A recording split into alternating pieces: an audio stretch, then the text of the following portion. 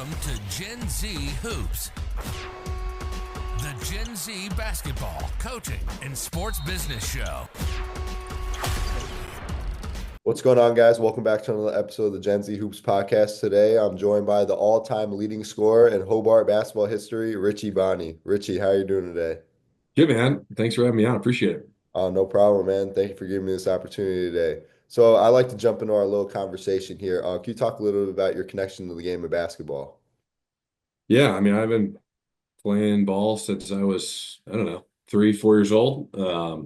My dad was, played hoops in high school, played some college football, so he was always a big, proponent of athletics, and so he got me into the game early. And yeah, man, it's something you can do for a long time, and made a lot of great connections and friends along the way. But yeah, love the game. Was there anyone, one player, like when you were younger, who you wanted to play like? Ooh, good question. It's funny because when I was younger, I was like spot up shooter. So it's a little later in my career, but like watching JJ Redick like at Duke was, you could tell he was. I don't know. He was kind of a villain at the time, but I like watching his like progression into his like where he's at coaching now. But at the time, like he was just such a deadly shooter that's like I was hoping to be like that, and then I hit a growth spurt and moved inside. But that's who like growing up, him, and then yeah, I don't know, like really early, like that LeBron, D Wade, Carmelo class, like watching them, like watching Melo at Syracuse. I grew up in upstate New York, so watching his freshman year at Syracuse, that title run was pretty special. Yeah, I'd say a couple of those guys.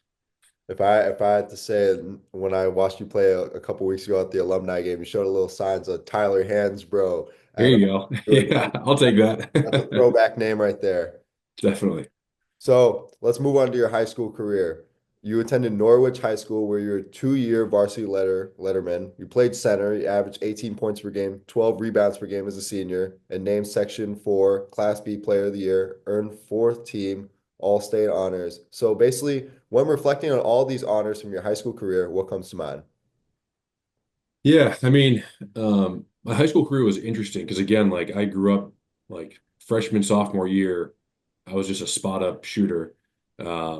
So I think that actually really kind of helped my game progress. Like I was able to, handle the ball, shoot, and then once I grew like junior, senior year, I think having that kind of well-rounded skill set really helped me be a better big, helping me with my footwork and stuff. Um, yeah, I think the big things I remember is like going to play in like the Binghamton Arena, like the Stop DWI tournament. I think we won that one year. It's funny. I remember the losses a lot more than I remember the wins because those are the ones that kind of stick with you. Yeah. Um, but like playing in the arena was awesome. I feel like we both junior and senior year played really well. I think junior year we made to sectionals. I think we lost to Seton Catholic. That was kind of our Oneonta and Seton were our rivals. We never lost big games to Oneonta, but I remember losing my senior year losing to Seton in the sectional finals. Um, but yeah, we had a good group of guys I've been playing with since I was 7, 8 years old. So being able to kind of grow up with them, had some great coaching. Coach Abbott, our high school coach, was really good leader. And yeah, I had a great senior year was really when I kind of came into my own game, and was able to really kind of dominate. And so it's really fun. Like your senior year of high school, when you're just like bigger and stronger than everybody else, it's really fun. And then the next year you get to start all over again because you're back down to the bottom of the totem pole of college. Yeah, that's a really humbling experience. I Yeah. can't even lie. But moving on, you were actually a multi-sport athlete. I can't really say I was a multi-sport athlete. I mean, I played tennis, but like I wasn't that good. I'm not that coordinated Yeah. in that sport. But you also competed in baseball and golf, and you were tabbed all division as a second baseman. So did you ever feel like participating in other sports helped your basketball performance? I think so. I don't really know much of like the science behind it at all, but I really feel like just like coordination wise, and also it's just like it makes it easier to get like excited to like get back in the game if you have a little bit of time off. This is my cat, Stewie, just posting up next to us here. Welcome to the show, man. Um, but yeah, I think playing because you're even in high school you're playing basketball almost year round, so having a break where you can go do something else that's really fun and then like really be able to refocus and dive back in, I think is good. Um, yeah, I mean I played baseball all the way until like senior year of high school, and that was a really good time. I was probably the tallest second baseman in New York State baseball at 6'5". Um, but yeah, I think I would recommend. I feel like it's good growing up being a multi-sport athlete. It also gives you the opportunity to do stuff like golf, for example. Like I'm gonna be able to play that till I'm hopefully 100, right? Like Right. it's something you can play for the rest of your life, and so. Um, Again, having other options, I think is a good thing. Being well-rounded, I think, is important. Um, but yeah, I think playing multiple sports is definitely a good thing. Did you ever want to play either baseball or golf in college? I definitely wasn't good enough at baseball to pursue it. I started golf like my sophomore year of high school, and so I did talk to the Hobart golf coach, but just felt like with I knew basketball was going to be my primary focus. And I felt like, given that I wanted to be a good student academically and be able to be involved in campus in other ways, I just felt like the amount of time and bandwidth that I'd have, just it probably wasn't going to be worth it. But yeah, I thought about I would probably wouldn't have been good to like start on like the golf team. It would have just been more to like develop my game, and it's something now that I play a ton. I probably golf more than I play hoops, Right. um, but yeah, not really seriously, but it would have been cool if I had the time. My mom always gets on me and tells me I picked the wrong sport because you see all like these MLB players with these $700 million Crazy contracts. contracts, yeah. Yeah, she's like, that could have been you. I could have been living in like such a better house. It gets on me in that way. Nah, but hoops all the way. That's what I always tell her. Yeah. Let's move on to your college recruiting process. What other schools were you looking at, and what ultimately made you choose Hobart? Yeah, so the final two were Hobart and St. Lawrence, which is they're our big rival. So I definitely made the right call. Yeah, I talked at the time it was Izzy Metz who was at Hobart who was recruiting me. Coach Downs at St. Lawrence. Ironically enough, I actually really wanted to go to Hamilton College. I like went through and did the hoop group like academic elite where Tobin Anderson was the coach. He was the coach at Hamilton at the time. Went to Hamilton's their basketball camp and got like whatever MVP of the camp and like really wanted to prove myself to Tobin, and yeah, he never got back to me, really didn't show much interest. So once that was kind of ruled out, Izzy was just great about following up and just letting you know like, hey, we want you at Hobart. Really really great recruit. He's over at Wilkes now.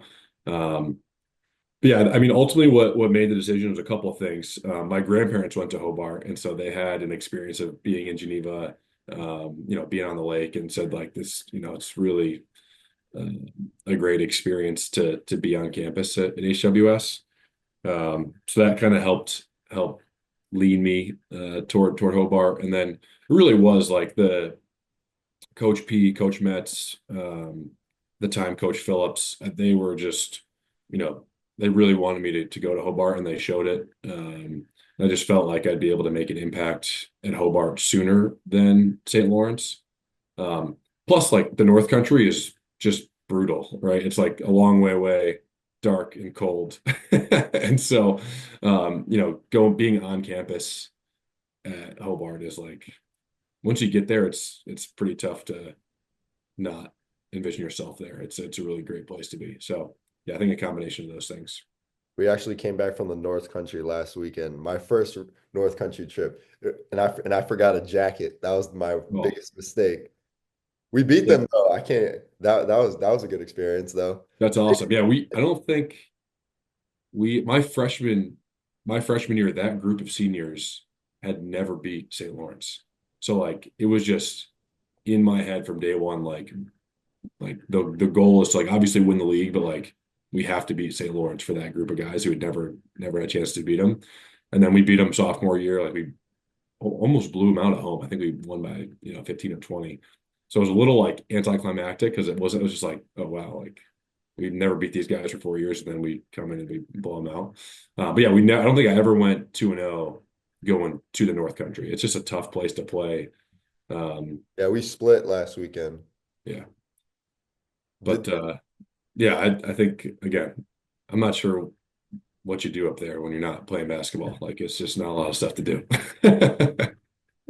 we went to that diner, this diner, they had like the best pies, I remember. But we thought it was like all like a scam, like Slew or something like set them up to it, like kind of like how like Yeah, sent like the pizza to Michael Jordan's like hotels. right. Well, yeah, We thought it was give like him we thought it was food gonna be something poisoning like before the that. game. Yeah, we thought, and it was right before the game too. So a couple of us like sat back, but a couple of us like caved in and got the pie. Yeah, Yeah, I yeah. didn't get it though. Don't worry, I No, didn't. okay, smart. Did they play that tacky zone when you were there? I mean, Coach Downs has always run that 2-3 zone, right? Like that's been his thing. He's been there for I don't know 20 years. Like he's been there a long time. And so when they have like they've always had like bigger dudes to play the back end of that two Right. three. They extend that zone. They push up. Mhm. They just make it hard. Like if you're South. not able to get the ball into the high post and make them collapse that zone, it can be a long night. But yeah, I think we had lots of shooters. Right. Played with a lot of really good shooters, and we had really good high low. Matt Pabol, who was our four guy, my junior year, like really good in the high post, and so we kind of picked him apart a little bit. But if you can't get it into the high post or get to that short corner to make the zone collapse, Yeah. it could be a long day. I wouldn't say it's a tacky zone. I take that back. They do a really good job of shrinking the floor, I could say. But Yeah, I don't know if you recall, like when you guys came to watch us, like alumni weekend here, we couldn't really get belly touches or porch touches like that, and that's yeah. why Well, that's that's what I just remember. Like watching that game, I was like, get the ball to the high yeah. post. Like you gotta. And it's tough though. Again, they extend up, and there's a lot of for a 2-3 zone. They actually do a really good job of like getting ball pressure, so you're not able to just like kind of sit back and pick it apart. Um, They yeah, stunt a lot, yeah, make yep, you like second guess yourself too. I can say that. yep, definitely. But no, it's a really tough zone to score against, I could say. But let's move on to your freshman year. So your freshman year, you won the rookie award for basketball here at Hobart, Liberty League Rookie of the Year, Liberty League All Rookie Team, 8-time Liberty League Rookie of the Week. So how did this early success in your college career motivate you going forward, and what challenges did you face transitioning from high school basketball to college basketball? Yeah, I think going into Hobart, my expectations were honestly relatively low for like the amount of playing time that I was going to get. So I came in not expecting to get a lot of minutes. So I think that kind of mindset just motivated me to work really hard because I knew that I was going to have to work really hard to be able to just get on the floor. Um, we kind of talked about it earlier, but pretty much every player that's on a college team was the best player on their high school team or got lots of minutes on their high school team. And so I think there's a major adjustment just from a kind of an ego perspective. You just got to check your ego at the door and just know that, again, everybody was the man in high school. So you're going to have to really work hard to be able to just get on the floor. Um, I think, yeah, fortunately, Izzy Metz like really liked to play a super up-tempo game. Like we were pressing a ton. And so he also liked to play as freshman to see kind of what he had. So that combination of like rotating a bunch of guys and being able to get some of his younger guys minutes early, um, I think just being able to get on the floor and be able to kind of prove what I could do. Just like at the time, it was more just hustle plays, you know, motor and just to get offensive rebounds, playing good defense. Like those are the kind of things that, if you commit to, coaches take notice, right? Like I feel like especially in today's game, there's so much focus on ISO ball, seeing who has the best moves, and like that's just like not how good college basketball is played, right? Um, So yeah, I think it was a major adjustment, a commitment to just defense and rebounding and hustle plays was how I kind of got my foot in the door and was able to get some early minutes. Um, and then yeah, I think it's just that freshman year. I just remember the first 2 weeks of practice, like I couldn't walk after practice. It was just a totally different level of pace and intensity, even in practice, especially relative to what we were doing in high school. So I think there's a definitely just like a conditioning and like physicality jump from the high school game. And then again, just defensively, um, the game is a lot faster. So for younger guys that are transitioning from high school into college, um, it's a lot about just, whatever the summer workout plan that they give you, do it. Right? Like that's like it's amazing that just doing what people ask you to do, like you wouldn't think that that's going to really get you ahead, but so many people are taking shortcuts, just like do the program, commit to it. Um, and that's how I was able to get early minutes. But that gave me a lot of confidence moving forward, right? Like being able to have early success, and have the opportunity to prove myself, I think really helped my confidence level. And it's kind of a positive feedback loop, right? You work hard, you get an opportunity that goes well, it inspires you to work hard to get more minutes. So I think that was my first experience in the college game. So I'm just fortunate to be able to get some time. So let's go into your sophomore year.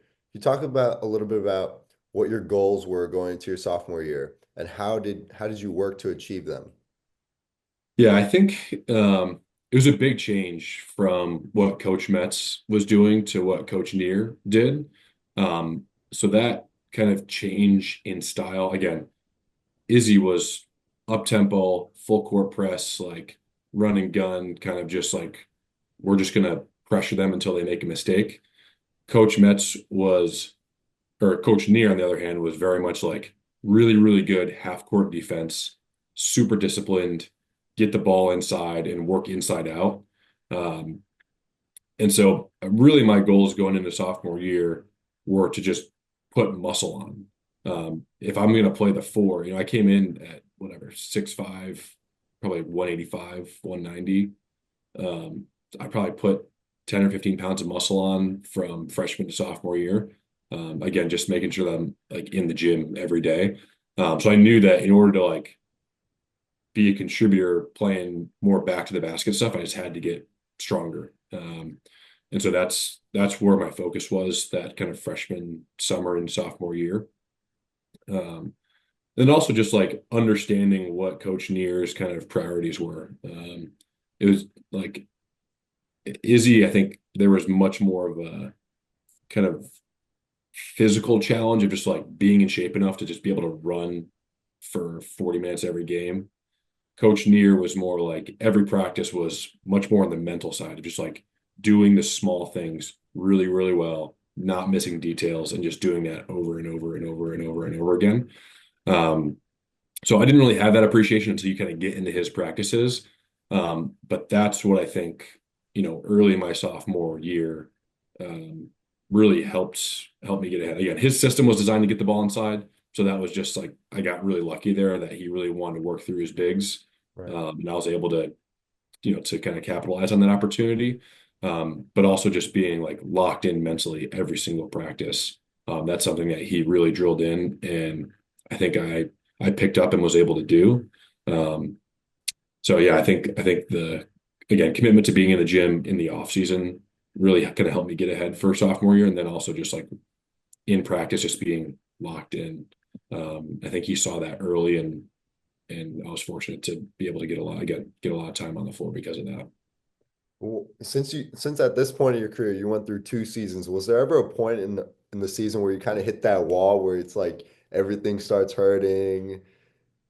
You know, Yeah, I mean, freshman year for sure. Like, again, just starting out, I like again just remember like the combination of lifts and how much running we were doing in practice. Um, again, just like I never had to like go do like treatment after practice in high school. It was just like, yeah, you can kind of bounce around and Mhm. you'll be fine. it was another level of I don't remember like winter breaks. We're doing like 2 days, and that's just like grind. You're just all you're doing is hoops. And so I feel like that was a point where your body just you know is kind of breaking down a little bit. But if it's just you have to kind of change your mindset of like before it's just like show up for practice, do practice, maybe get shots up afterwards, and that was like the extent of your kind of commitment. That's Especially by like junior, senior year, it's like I'm getting in, stretching, foam rolling, doing stuff before practice, after every practice, going to do an ice bath. And like it just like you're kind of the time you're putting in just changes because your body needs time to recover the older you get. Um, but yeah, I think winter break freshman year was a grind.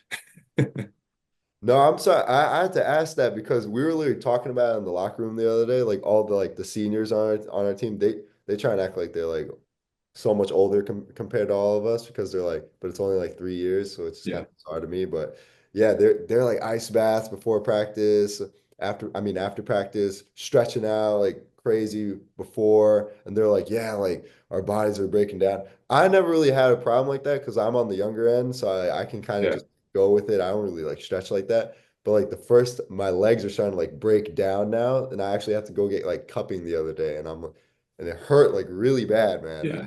I I was gonna say, just wait. Like once you get like the older you get, the more time you have to put in just to be able to do the things you could do the year before. Like it's just dude. again, it's just like reps and wear and tear on again, especially joints, knees, ankles. Like that's you know kind No, of because the this is my first like actual season like playing since I didn't play last year. So I'm Mhm. trying to go about it like how you said, like high school, like how you did in high school. You can just like practice, shoot, and you're fine afterwards. Like we would Yeah. have a training room because I went to my boarding school had like a training room. We'd have trainers, but like I'm like, why do I need to go to that? Like I Yeah. feel good. But now like Coach Steph even would say like even if you're like probably like 85, maybe they can get you to like that 90 range Mhm. back up there. Yeah, so Makes I a difference. Makes a I difference. know. Now I have to start like utilizing it a little more. I never Yeah. go in there, but that's besides the point. So let's move on to your junior year. This is a big year for you, more taking on more responsibility and as well getting more accolades as well. You were named team captain and received multiple honors such as the NABC All East second team and ECAC Upstate All-Star first team. So how did being a captain for the Hobart program change your perspective on leadership in any way, if it did at all? And Yeah, I think it just um it creates another level of accountability, right? You're especially like the younger guys, like if you're encouraging them and telling them to do stuff, but you're not doing it yourself, then it's going to be really hard to set the culture that you want to set. So I think my approach, I wasn't the most vocal leader. Like I would I do some of that, but more of it was just being the first one in the gym, the last one to leave, every drill, just trying to be locked in and really commit to whatever you're doing at that moment. Like do the best that like be the best that you can be in that moment. So I think that commitment, and it's really just like the difference between really great leaders in basketball, in my opinion, and not great leaders is like the really great leaders just do it every single day. And that's something that, again, you kind of learn your freshman and sophomore year. You kind of see who's committed day in and day out because it's easy to be locked in for one practice. It's not easy to be locked in for 50 practices, 100 practices. And so I think and honestly, I had Steph, like Steph was a great leader when we were playing together. Like you could tell, like whether it was film, whether it was weights, whether it was actual practice itself, like he was just locked in every single day, didn't take practices off. So I saw him and learned from him, and that's how I wanted to. Um, that's how I was setting the tone every day. I think is just making sure that no matter what it is, like you're just not going to see me take a play off, take a drill off, and when people see that, that raises the overall expectation for the team. Um, but yeah, my junior year. that team, like sophomore year team was maybe I think the best team maybe ever at Hobart. We had like 6 or 7 thousand point scorers on that roster. Like it was, I mean, a really, really solid team. And then yeah, junior year team with Steph, um, we won the Liberty League and like we're really, really close to beating Rhode Island College at their place. I'm not sure what they were ranked, but I mean, um, that was a really, really solid squad. But yeah, I think the change in expectation when you're leading the team is just you don't have the opportunity to take plays off because you can't afford to have people see that, oh, if Richie's taking a playoff, then I can take a playoff. It's like that's kind of the tone that I wanted to set. Um, and I think I did a good job of doing that. You mentioned winning the Liberty League. Do you recall your first ever NCAA tournament game? Like, what were your emotions like in that moment? So the first tournament game was against Ohio Wesleyan. It was at Cabrini College in Pennsylvania. Um, yeah, it is a different. I mean, you're also coming off of like at that point, like sophomore year, we lost in the Liberty League championship. So like we're coming off a game where we were hosting the Liberty League championship and lost it. So like you're getting pretty hyped up for that game. We lost, and then we watched. I remember like watching the selection show and like hearing that we got in, and that was just like new life where we have like an opportunity where we thought like we weren't really sure we were going to get in. Found out we were getting in, so it kind of changed our perspective. I think we were able to play a little bit more kind of loose and free, just because like again we didn't think we were going to have the opportunity to do it. But yeah, it's a different experience coming out in an NCAA tournament game. It's fun. The energy is a little bit different because again you're playing the best of the best. But yeah, I remember from that game we beat Ohio Wesleyan. Again, it's funny how like the some of the negative stuff sticks with you. I remember being at the top of the key, going to reverse it to Greg Stern, and their two guard uh, tipping it away. It was kind of like in the flow of our offense. It was just a normal reverse where you sometimes you're just kind of doing it automatically. Didn't look the guy overplayed, stole it, and like two hand, like it Yeah. was a really hard dunk the other way. I was like, I just remember seeing him go the other way, like should have thrown that pass. But yeah, we got the dub. But it's just like a different atmosphere. But once the game starts, it's the same stuff. Like again, you've been practicing it hundreds and thousands of times. So once you're in the game, it's the same. But the lead up to it is fun. So let's move on to your senior year. Big year as well. You were Liberty League Player of the Year, Capital One Academic All-American of the Year, and you even broke, as I stated before, Hobart's career scoring record with 1,738 points. So I like to focus on that one game in particular. What was the game like when you were breaking the scoring record? What was it like leading up to it? Like you had to have known like you were X Yeah. amount of points away. So what was it like to break that record? Yeah. I mean, I mean, that was in a tournament game too. So again, the stakes are just kind of higher. We were playing against Scranton. They were I don't know, they were probably top 20 in the country. So going in, we had watched a lot of film. They had a good big. Their point guard was also just really good. Didn't make mistakes. Good shooter. Um, but yeah, like going into it, I kind of knew. I don't know, probably halfway through the season, just like kind of seeing where things were. I was like, you kind of know like if I continue to do what I'm doing, if I'm putting up at 20 points a game, we play another whatever 15, 20 games, like I'll have a shot. So you're always again in the moment. I wasn't concerned about that as much. It's just like after the fact when you're looking at stats and kind of seeing where things are, it's cool to kind of know that you'll have a chance to do that. I do remember in the moment knowing that I needed like one or two more points, and I remember I missed two free throws that if I had made them, I would have had the record. So I remember like missing them in the game and just being upset. Like again, just in the game, it's like I needed those free throws, not just for the record, but just because to build momentum. Um, but yeah, I think it was cool because that game against Scranton, I think I had like I don't know, it was a double double and it was a pretty big one. It was like 30 and 12 or something. So had a really good game in the tournament, which just feels really good. Like there's no better feeling to work really hard, put yourself in that position again, win the Liberty League, and then go into the first round of the tournament and get a win and play really well. Um, but yeah, I mean, being able to break the all-time record is just something that really is a function of like being on really good teams. The only way you get to that record is if you play a lot of games, right? Like if you look at my scoring average, I don't even think I'm top 10. Might just be like top 10, but it's just because we had so many really good winning teams that I was able to get a ton of games and a ton of opportunity. Um, but yeah, I mean, it's something that is really important. And again, it's something that's pretty cool to say that of all the guys that have ever played basketball at Hobart, I was able to have, the most success as far as points go and wins too. I think are, the winning record, I think is something that means a little more to me is that like my freshman year, I had four guys come in. None of them stayed to the end of the senior year, like our senior year. I was the only guy like from that original recruiting class.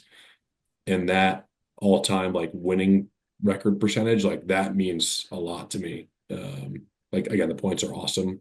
But a lot of that's a function of just like Coach Neer really wanting to get the ball inside. So I had the opportunity to score a lot of points because of like the offensive system that I was in.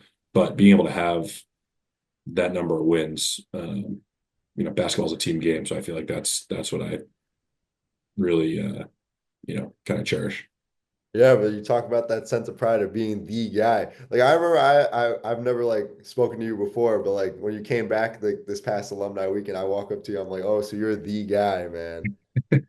I think you remember that, right? Yeah, for sure. Yeah, and it's like again, it's something where it's you try to be kind of humble. Like I'm not a huge like braggy kind of guy, Like I try to be like, yeah, I again had the opportunity to do it, but yeah, of course, like it's really cool to like know that again I had more points than anybody in the history of Hobart, right? That's something that's really important. And again, just like it just feels really good to put in a ton of really hard, consistent work for a long time and have that pay off. So let's talk a couple more memorable moments from out your college career. You had a standout game against RPI with 40 points and 11 rebounds, and another one at NCAA tournament with 22 points and 19 rebounds. So we've mentioned a lot of other memorable moments, like the all-time leading scorer game, and then Mhm. those two games I just talked about. What in your mind, if you were to recall, what would you say is your biggest game or biggest moment, your favorite of your college career? Yeah, I think I think the most memorable game for me was the Liberty League Championship against Vassar my senior year. It's a game I actually fouled out of. It went to double overtime. But I remember PD Drescher, who was a freshman at the time.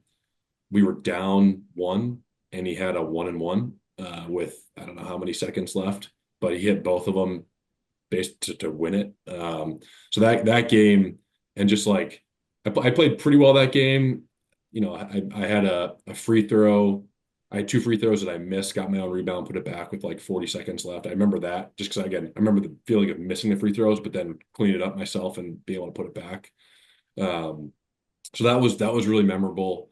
The game against Scranton that we just talked about, where I broke the record and had whatever 30 and whatever it was, like that was we played really, really well that game. So it felt good to get a win over a really good team.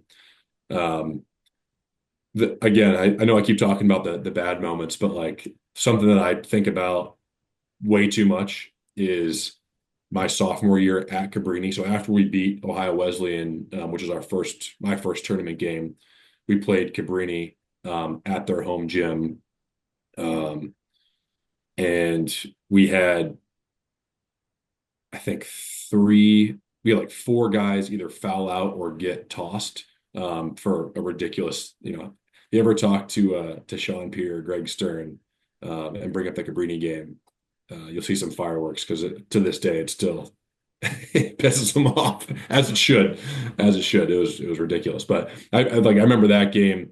They ended up going on to the national championship game where they barely lost, and we were up, most of the game. Again, Steph fouled out. Matt Pabol, who was another 1,000-point scorer, played overseas for 10 years. He fouled out. Our sixth and our seventh man. So Stern was our shooter. Pierre was kind of our defensive, rebounder, grinder guy. They were both out, and we still found a way to get it to overtime. And I remember I had a chance. I got the ball inbound or like low post entry to me with probably, I don't know, 15 seconds left.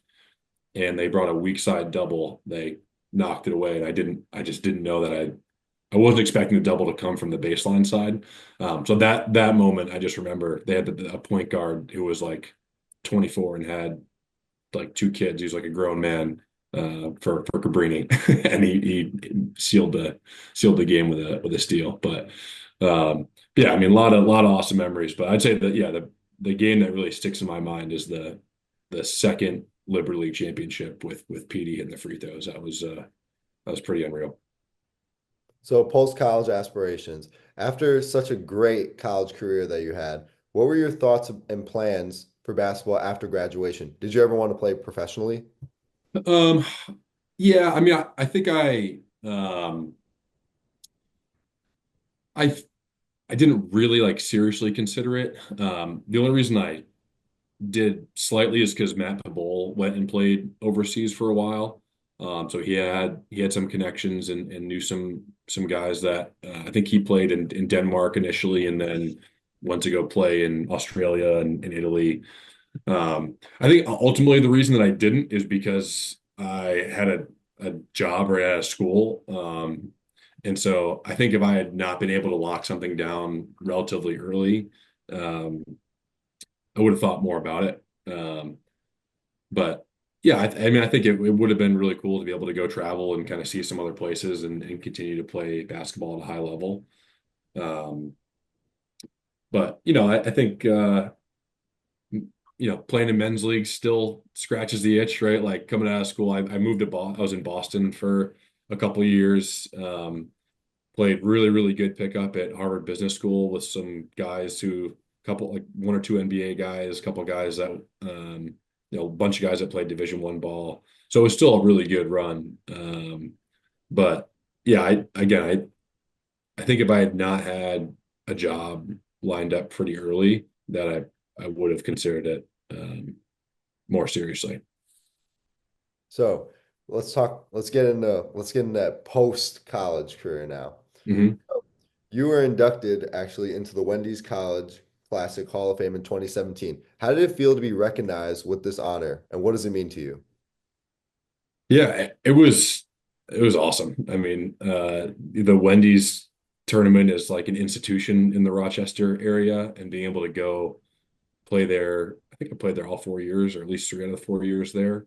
Um, it was really, really cool, really special. Coach Neer had, coached for, I don't know, 20 years at Rochester and won a bunch of Wendy's tournaments. That's actually another game that really memorable is we beat Brockport on a buzzer beater to win to get to the I think it's to get to the Wendy's final, the championship game that we won my sophomore year. Um, but yeah, it's always again, especially post college, to be able to kind of go back and relive some of the awesome memories. So, since you're the guy here at Hobart, the all-time leading scorer, us young guys can learn a lot from you. So, do you have any advice for college athletes striving to succeed on both on and off the floor in their careers? Yeah, I think it goes back to something that we talked about earlier. And it's funny that like Blake Griffin was like the first person I heard talk about this concept this way, um, which is just like falling in love with the process of becoming great. Like it's really again, I think I said it before, it's easy to lock in for one practice or one workout or even one game, right? Like the commitment to long-term success is about like building successful habits. And it's a lot easier said than done. But I think lean on leaning on your coaches and just doing exactly what you're asked to do is like, again, especially for off-season workouts. I don't know the numbers, but like I feel like most guys don't actually do everything that they're asked to do in the off season. And that's something that if you have the opportunity to be in the gym every day, lifting and working out, and working on your game, I would also recommend like find somebody that you can work out with to hold you accountable. Doing everything by yourself is really difficult. And when you have times where you're like, I just don't want to go and I don't want to get up for a 6 a.m. lift, or I don't want to go grind after a long day of classes or a long day of work. Having somebody that is going to help you get better and you can help them get better really, really makes a difference. I think it's my junior year, summer going into senior year. Or maybe it must have been sophomore year going into junior year. Like I had Steph on campus and Sean Peer on campus. And so we would go and work out together, 3-4 times a week. Got a lot of workouts with Steph as well, on the court. And I think that kind of commitment where you can have somebody that holds you accountable as well just makes it easier, honestly. Like if you're grinding with somebody like together, I think it makes it easier than doing everything by yourself.